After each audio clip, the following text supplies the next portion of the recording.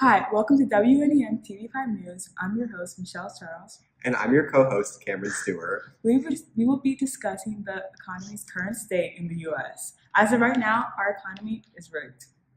Working people are being paid less than what they earn, and our economic goal is to increase employment and decrease debt in the U.S. For the first quarter, the GDP is up by 3.2%. In March 2019, personal income is up by 1.1%. The international trades in goods and services is down $50 billion in March 2019. The U.S. international transactions are down $134.4 billion in March 2019. Since we're talking about money, let's talk about inflation. Inflation is a general increase in prices and fall in the purchasing value of money. CPI, which is Consumer Price Index, is measured by the rate of change, which measures the percentage change in the price of basket goods and service consumed by households. The current U.S. inflation is at a rate of 2% increase over the last 12 months, ending in April. And now we transition to our two economists, Sam Hatfield and Nate Green, discussing what policy the U.S. economy should adapt. Hello and welcome back to WNEM TV5 News. I'm your host, Cameron Stewart. And today we have two economists with us. My name's Sam Hatfield. My name's Nate Reed. And what are you two talking about today? We are arguing what policy the U.S. should adopt in order to fix our economy. Speaking of that, what policy do you think the U.S. should adopt? I believe that the U.S. should adopt a monetary policy because it allows for the employment rate to stay in optimal range and it allows for prices to stay stable.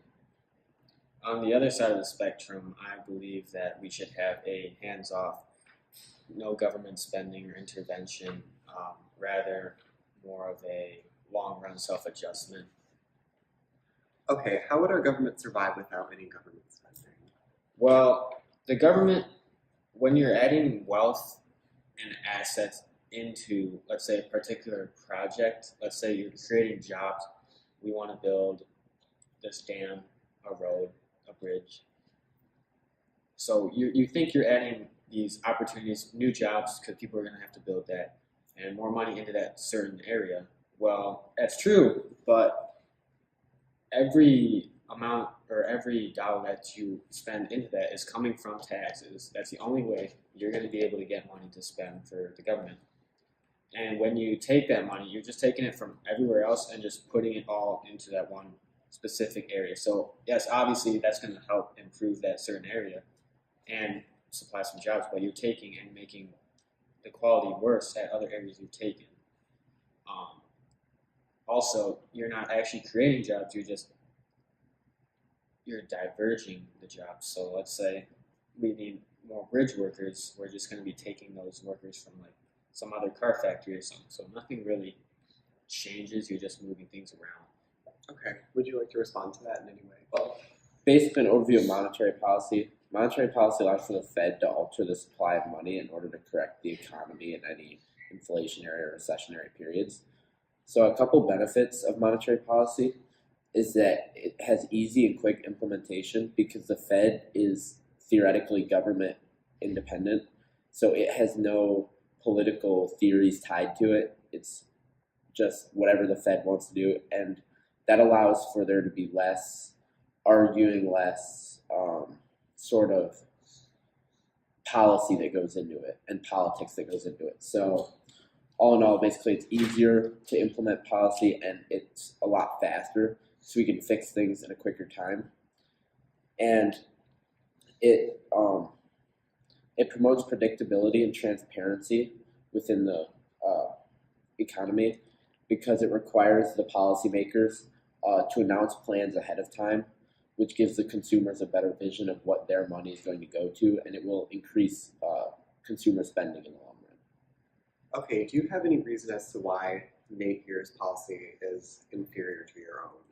I believe that if we just wait for things to self-correct, it's going to take too long for things to evolve. And if we don't do anything and we just wait and then something else comes up, we can't just keep waiting. Eventually we have to take action. And monetary policy is the best option, even better than fiscal policy, because monetary policy allows for us to get things done quickly and easily. Would you like to respond to that? Yeah, I'd just like to show a couple graphs that I have here regarding, well, just kind of to rebuttal what you said. Let's say that we spend some money and we fix something, hoping, let's say we add buildings or housing. So we're hoping for an increase. I'm gonna put this here. You're not gonna be able to see that at all, but we're hoping for an increase in aggregate demand. And well, either way, what happens is, let's say we have a recession, and you put money in, it would have corrected itself by just lowering aggregate demand and just shifting left on the short run aggregate supply.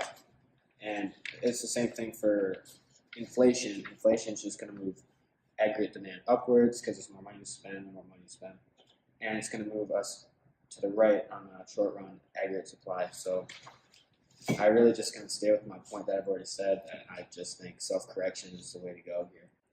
Thank you so much, you two, for joining me here today. Back to you in the studio. Hi, welcome back to WNEM TV5 News. I'm your host, Michelle Charles, and I'm here today with two presidential candidates, Sam Hatfield and Desiree Coral. Sam will be starting off the debate with the definitions of deficit and debt in the U.S. Okay, so in short, the federal budget deficit is defined by the difference between annual government spending and annual government revenue. And currently, the current deficit is $985.1 billion according to the U.S. debt clock. And the federal debt is defined as the total amount that the government owes to other countries or organizations. And according to the U.S. debt clock, our current debt is $22.3 trillion. In terms of fiscal policy is the means by which the government adjusts its spending levels and tax rates to monitor and influence the nation's economy. And they can either do this through increasing taxes or decreasing spending, which then leads to the growth of the deficit, which then leads to the growth of the debt. And through fiscal policy in the short run, either surpluses will shrink or the deficits will grow. And in the past, Obama from the Democrat Party has made three main policy decisions to try to decrease the debt, and one of which is to increase the defense spending, implement a tax cut in which increases the deficit by $858 billion in the first 2 years, and then he signed the Patient Protection and Affordable Care Act, which sought to reduce healthcare spending, which then lowered the debt by $143 billion by 2020. And Republicans are known to try and cut taxes, and the Trump tax cuts are meant to cut taxes cut income taxes and corporation taxes, and that is proven to, and over the next coming years has been forecasted to reduce revenue and increase the federal deficit that we face. In terms of why we need to balance the budget, there are three reasons why we need to balance the budget. And balancing it by cutting spending would reduce the damage from future taxes, and ending the deficit spending would lead to economic growth by leaving more resources for the government to spend through public use. And then balancing the budget would reduce GDP to a healthy level again, which is between 2 to 3%.